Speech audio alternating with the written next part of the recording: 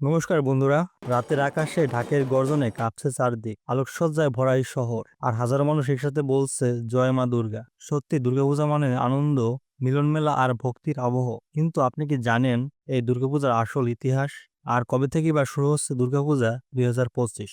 তাছাড়া মা দুর্গা এবছর কিসে আসছেন বা কিসে গমন করবেন, সবই জানবো আজকের এই ভিডিওতে। বন্ধুরা, দুর্গাপূজা শুধু একটি উৎসব নয়, একটি শুভ শক্তির বিজয়ের প্রতীক। পুরাণ বলে, অসুর মহিষাসুর যখন পৃথিবীতে অন্যায়ের অত্যাচারে ভরিয়ে তুলেছিল, তখন দেবতাদের সম্মিলিত শক্তিতে জন্ম নিলেন মহামায়া মা দুর্গা। তিনি মহিষাসুরকে বধ করে শুভ শক্তির জয় ঘোষণা করেন। তাই দুর্গাপূজা মানেই অশুভর বিনাশ আর শুভর জয়।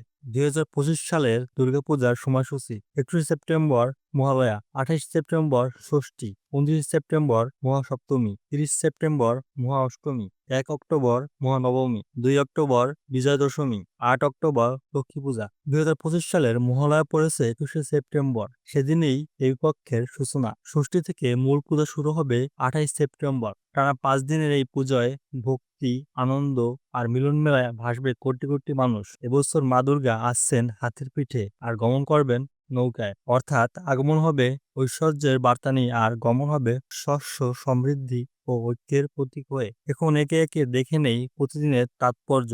ষষ্ঠীর দিন মায়ের বোধন, প্রতিমার চোখে আঁকা হয় প্রাণ, হয় দেবীর আহ্বান। সন্ধ্যায় অধিবাস ও অমল সানান হয়। ঢাকের প্রথম আওয়াজ থেকে শুরু হয় পূজার আসল আবহ।